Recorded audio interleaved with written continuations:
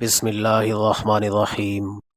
امیر المومنین حضرت عمر رضی اللہ تعالیٰ عنہ کے دور خلافت میں مسلمانوں کے سپہ سالار حضرت ابو عبیدہ بن جراح تھے۔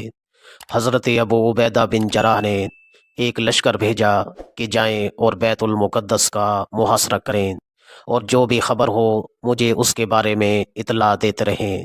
چنانچہ مسلمانوں کے اس لشکر نے بیت المقدس کا محاصرہ کیا۔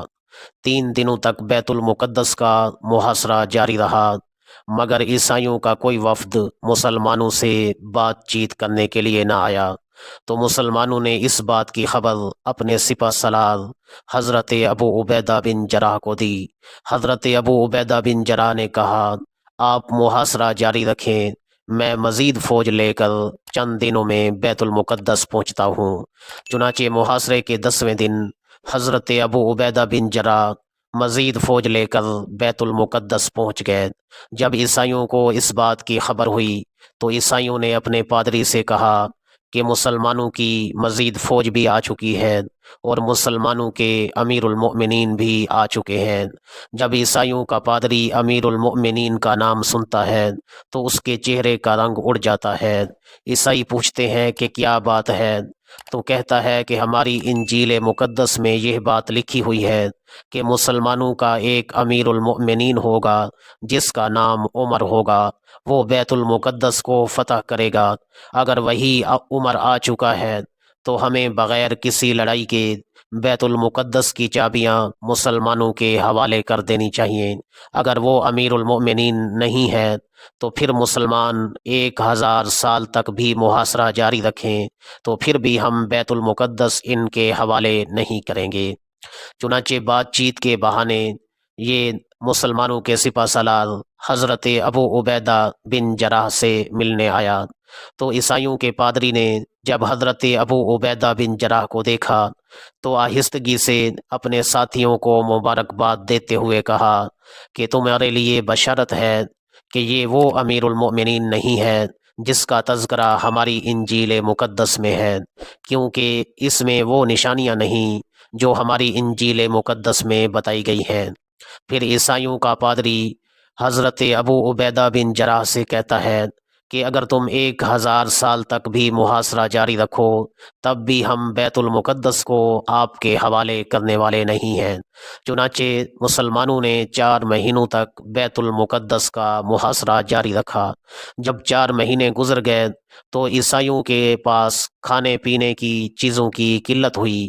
عیسائیوں کے بچے بھوک سے مرنے لگے، عیسائیوں کی عورتیں بھی بھوک سے مرنے لگیں۔ تو عیسائی اپنے پادری کے پاس آئے اور کہا کہ کوئی مسئلے کا حل نکالیے۔ تو عیسائیوں کا پادری ایک بار پھر حضرت ابو عبیدہ بن جراح کے پاس آتا ہے اور کہتا ہے کہ اے مسلمانوں، تم اس بیت المقدس کو فتح نہیں کر سکتے۔ اگر کوئی اس بیت المقدس کو فتح کر سکتا ہے تو وہ تمہارا ایک امیر المؤمنین ہوگا جس کا نام عمر ہوگا۔ جب حضرت ابو عبیدہ بن جراح نے حضرت عمر کا نام سنا تو ہنسنے لگے اور کہنے لگے کہ یہی تو ہمارے امیر المؤمنین ہیں۔ تو عیسائیوں کے پادری نے کہا، اگر ایسی بات ہے تو آپ اپنے امیر المؤمنین کو ہمارے پاس بھیجیں، ہم بغیر کسی لڑائی کے بیت المقدس کی چابیاں تمہارے امیر المؤمنین کے حوالے کریں گے۔ چنانچہ حضرت ابو عبیدہ بن جراح نے حضرت عمر کی طرف خط لکھا، تو خط پہنچتے ہی حضرت عمر رضی اللہ تعالی عنہ روانہ ہوئے، اور جب روانہ ہوئے تو صرف ایک سواری ہے، ایک اونٹ ہے، ساتھ ایک غلام ہے، کوئی زیادہ لمبا چوڑا وفد نہیں، بس ایک غلام، ایک سواری۔ اور غلام سے کہتے ہیں کہ ہم اس اونٹ پر باری باری سوار ہوں گے، ایک منزل تک آپ نے سوار ہونا ہے، میں مہار پکڑ کر چلوں گا، ایک منزل تک میں نے سوار ہونا ہے اور آپ نے مہار پکڑ کر چلنا ہے۔ چنانچہ مسلمانوں کا یہ امیر المؤمنین، وقت کا خلیفہ، اس طرح منزل طے کرتے بیت المقدس تک پہنچ گئے۔ جب آخری منزل آئی تو غلام کی سواری کی باری تھی۔ حضرت عمر رضی اللہ تعالی عنہ نے فرمایا کہ آپ سوار ہو جائیں۔ تو غلام کہتا ہے، اے امیر المؤمنین، راستے میں تو میں سواری کرتا رہا مگر یہ آخری منزل ہے۔ جب عیسائی اس طرح آپ کو پیدل چلتا دیکھیں گے، مہار پکڑتا ہوا دیکھیں گے تو کیا سوچیں گے؟ حضرت عمر رضی اللہ تعالیٰ عنہ نے فرمایا کہ میرا عدل و انصاف یہی تقاضا کرتا ہے کہ باری آپ کی ہے، لہٰذا سوار بھی آپ نے ہی ہونا ہے۔ تو وہ غلام اونٹ پر سوار ہو گیا۔ حضرت عمر رضی اللہ تعالیٰ عنہ مہار پکڑے ہوئے آگے جا رہے ہیں۔ راستے میں ایک جگہ پر کیچڑ آیا تو حضرت عمر نے اپنی جوتیاں ہاتھ میں لے لیں۔ تو اتنی سادگی اور عاجزی کہ غلام اونٹ پر سوار ہے، آپ مہار پکڑے ہوئے ہیں، جوتیاں ہاتھ میں لی ہوئی ہیں، 14 پیوند آپ کے کرتے پر لگے ہوئے ہیں، اور اس طرح مہار پکڑے ہوئے آخر بیت المقدس تک پہنچ گئے۔